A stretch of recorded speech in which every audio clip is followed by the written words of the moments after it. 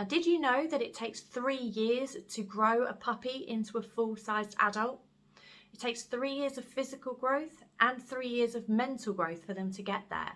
So when you have a large breed puppy, or a giant breed puppy even, it can be quite hard for them because by the time they're 6 months old, they are bigger than most adult dogs. They're huge, but they're still very much an adolescent, growing up and learning about the world, just like the smaller breed puppies are. Now, the smaller breed puppies can often get a bit more of a free pass. They're a little bit allowed to get away with the jumping up or the lead pulling. Just because they're smaller, they're lighter weight, so it doesn't really matter as much. But they tend to get the bad rap of being the noisy little scruffy dog, or having little man syndrome, as people call it.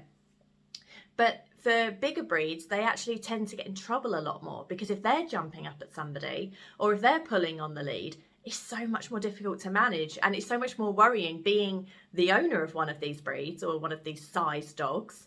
And it's more worrying for the people on the receiving end of it if you don't know the dog. So the main tips for growing a puppy properly and for ensuring that you get to age 3 of being an adult with everything that your puppy needs is to make sure that they are learning how to walk on a loose lead properly. No matter what their size, we want them to be able to walk comfortably and loosely with you. So you're nice and loose, they're nice and loose. It's kind of mutual walking. You want to make sure you've got a very good recall, a nice strong recall. So when you call them, your dog wants to come running back to you. You're not the killer of fun. You're within the fun. You're part of the fun.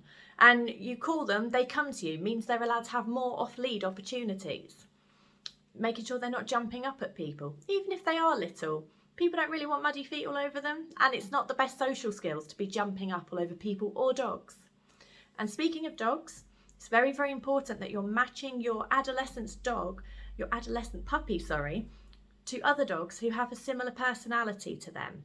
Don't worry so much about the size.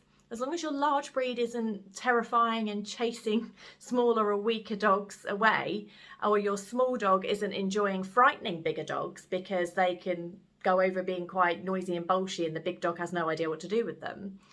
But it's important that they are actually matched well, personality-wise and play style-wise, so that they can get out all of their play needs with other dogs and they don't come away feeling frustrated or as though they've not had the best time.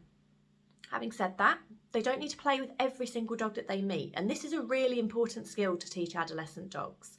They're still growing, they're still learning, and the main part of learning when it comes to social skills is that we don't play with every dog and we don't say hello to every person.